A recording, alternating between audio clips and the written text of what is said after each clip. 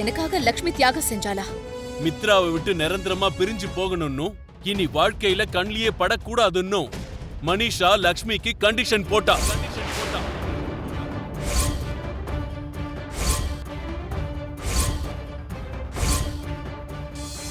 உன் புருஷன் மித்ராவோட வாழ்க்கையை விட்டு நீ நிரந்தரமா போயாகணும். நந்தன் குடும்பத்தை விட்டு அவங்க கண்ணுல படாத அளவுக்கு நீ இந்த ஊரை விட்டு போயாகணும்.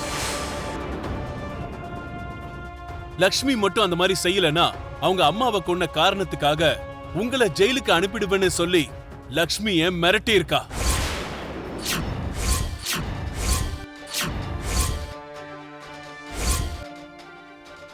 பாவம் உங்களுக்கு தண்டனை கிடைக்க கூடாதுன்னு நினைச்சுக்கிட்டு இருந்தா. நீங்க ஜெயிலுக்கு போயிடக்கூடாதுன்னு நினைச்சா. உங்க நந்தன் குடும்பத்தோட மான மரியாதைலாம் போயிடக்கூடாதுங்கிற ஒரே காரணத்துக்காக லக்ஷ்மி மித்ராவை கூட இழக்கிறதுக்கு தயாராயிட்டா.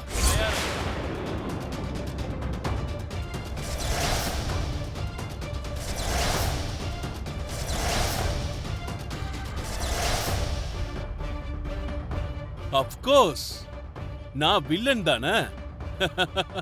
எல்லா விஷயத்தையும் எனக்கு சாதகமா நான் பயன்படுத்திக்கணும்ல. இந்த விஷயத்தை கூட எனக்கு சாதகமா நான் பயன்படுத்திக்கிட்டேன்.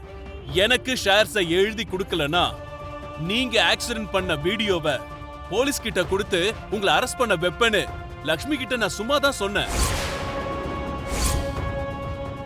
பாவம் அவ மறுபடியும் தன்னோட அத்தைக்காக இன்னொரு தியாகத்தையும் செஞ்சிருக்கா.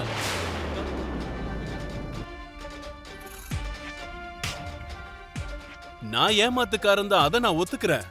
சுயநலமே இல்லாத நல்லவங்களை பாராட்டாம இருந்தா அது நல்லாவே இருக்காது. அதனாலதான் எல்லா உண்மையும் நான் உங்ககிட்ட ஓப்பனா சொல்லியிருக்கேன்.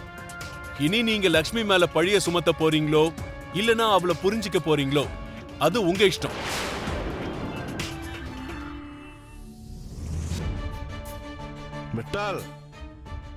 Yeah coming. நான் பார்ட்டி மூட்ல இருக்கேன். தயவு செஞ்சு கிளம்புறீங்களா? தேங்க்யூ.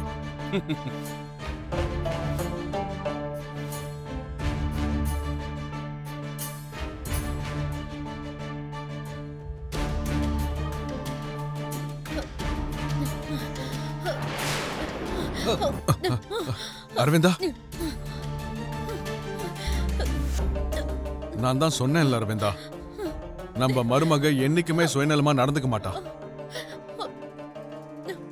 லக்ஷ்மி என்னைக்கும் காரணம் இல்லாம எதையும் செய்ய மாட்டா. லக்ஷ்மி அந்த ஆகாயம் மாதிரி. அந்த ஆகாயத்துல இருந்து மழை எப்போ பெய்யும்னு நாம தான் எதிர்பார்க்கணுமே தவிர நம்ம கிட்ட இருந்து அந்த ஆகாயம் எதுவுமே எதிர்பார்க்காது.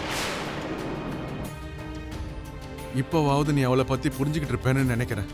லக்ஷ்மி கண்டிப்பா அவங்க சொந்த ஊருக்கு தான் போயிருப்பா. நீ வந்தாலும் வரலனாலும் நான் லக்ஷ்மியை பார்க்க கண்டிப்பா போக தான் போறேன். இருங்க, நானும் உங்க கூடவே வரேங்க. வா. அவ தியாகம் மட்டும்தான் செய்வா, அவளுக்கு துரோகம் செய்ய தெரியாதுடா. அந்த லக்ஷ்மி மேல போய் நீ இந்த அளவுக்கு பழிய சுமத்திக்கிட்டு இருக்கிய மித்ரா. இவ்வளவு நாளா நானும் இப்படிதான் ஏமாந்துட்டு இருந்தேன். ஆனா இப்பதான் அவ யாரு என்னங்கறத நான் புரிஞ்சுக்கிட்டேன். நிஜமா அண்ணி இதெல்லாம் பணத்துக்காக தான் செஞ்சிருப்பாங்கன்னு நீங்க நினைக்கிறீங்களா? வேற எதுக்காக இதெல்லாம் செஞ்சிருப்பா? அன்னைக்கும் சொத்து இருக்குன்ற விஷயம் உங்களுக்கே தெரியும்ல அண்ணா. வெறும் பணத்துக்காக அவங்க இவ்வளவு கேவலமான காரியத்தை செய்ய மாட்டாங்க. அவங்களுக்கு அந்த அவசியமும் இல்ல. நீங்க எல்லாரும் அவளுக்கு எவ்வளவு சப்போர்ட் பண்ணாலும் சரி, என்ன பொறுத்த வரைக்கும் லக்ஷ்மி ஒரு நம்பிக்கை துரோகி. அந்த துரோகிய என் வாழ்க்கையில நான் என்னைக்குமே மன்னிக்க மாட்டேன்.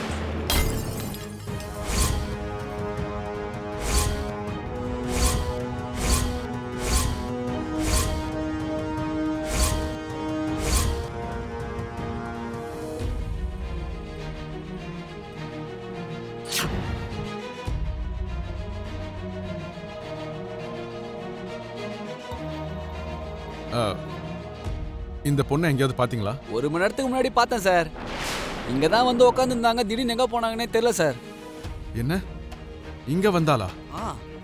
எந்த பஸ்ஸுக்கு டிக்கெட் வாங்கினா? ஊட்டிக்கு போற பஸ்ஸுக்கு தான் சார் டிக்கெட் வாங்கினாங்க. அந்த பஸ்ஸும் கிளம்பி 1 மணி நேரம் ஆச்சு சார். சரிங்க. Okay sir. தேங்க்யூ. என்னாச்சுங்க? லக்ஷ்மி கிளம்பிட்ட அரவிந்தா. இப்ப என்ன பண்ணலாங்க? அதான் எனக்கு ஒன்றும் புரிய மாட்டேங்குது. சரி, நம்ம முதல்ல அர்ஜென்ட்டா வீட்டுக்கு போயாகணும். மித்ரா லக்ஷ்மி மேல இப்பவே கோவத்துல இருக்காங்க. நடந்தது என்னன்னு அவனுக்கு தெரியப்படுத்தணும். ஆமா அரவிந்தா, நீ சொல்றதும் சரிதான். வா வீட்டுக்கு போலாம். சரி வாங்க. லக்ஷ்மி, நீ மத்தவங்க மாதிரி கிடையாதுன்னு நினைச்சுக்கிட்டு இருந்தேன். அதுலயும் நீ வேற, இந்த உலகத்தில் இருக்கிற மத்த பொண்ணுங்க எல்லாரும் வேற நினைச்சுக்கிட்டு இருந்தேன். அவங்களுக்கும் உனக்கும் ஏணி வச்சா கூட எட்டாதுன்னு நினைச்சுக்கிட்டு இருந்தேன். உன்னை பார்க்கும் போதெல்லாம் ஒரு ஒரு அற்புதத்தை பார்க்கிற மாதிரி இருந்துச்சு. உன் கூட இருக்கும் போதெல்லாம் நான் ஸ்பெண்ட் பண்ற இந்த டைம் ரொம்ப வேல்யூ ஆனதுன்னு எனக்கு தோணும். இந்த அளவுக்கு என்ன நம்ப வச்சு என்ன சுத்தி ஒரு மாய உலகத்தை நீ ஏற்படுத்தி இருக்க. கடைசியில என்ன இந்த அளவுக்கு நீ ஏமாத்திருக்கல. உன்னை நான் நம்பினதுக்கு நீ எனக்கு கொடுத்த பரிசு இதானா? நம்பிக்கை துரோகி, நம்பிக்கை துரோகி.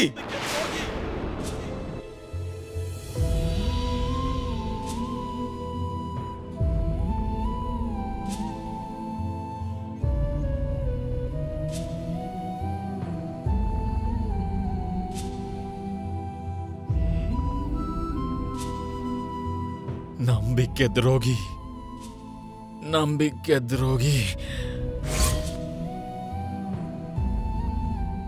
நம்பிக்கை துரோகி, நம்பிக்கை துரோகி.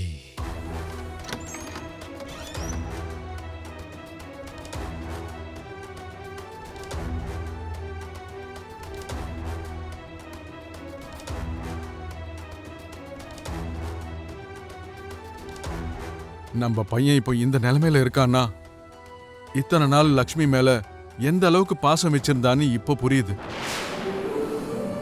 நம்ம முன்னாடி லக்ஷ்மியை பிடிக்காத மாதிரியே நடந்துப்பான். அவ மேல பாசமே இல்லாத மாதிரி நம்ம கிட்ட காட்டிப்பான். ஆனா அவன் மனசுக்குள்ள அளவு கடந்த பாசம் வச்சிருக்கான். அதுக்கு உதாரணம் தான் இதெல்லாம். ஆமாங்க, எனக்கும் இப்பதான் எல்லாம் புரிய வருது. மித்ரா மனிஷாவை காதலிச்சானே, அவனுக்கு அவளையே கல்யாணம் பண்ணி கொடுக்கலான்னு நான் ஆசைப்பட்டேனே தவிர, ஆனா மித்ரோட மனசுல யார் இருக்காங்கன்னு எனக்கு தெரியாம போயிடுச்சுங்க. மித்ரா யார்கிட்ட மனச பறி கொடுத்திருக்கான்னு நான் தெரிஞ்சுக்காமலே போயிட்டேன். ஒரு சில நேரங்கள்ல நம்ம கண்ணால பாக்குறதுக்கும் மனசார உணர்றதுக்கும் நிறைய வித்தியாசம் இருக்கு. அதுக்கு இவன் இப்ப இருக்கிற நிலைமை தான் உதாரணம்.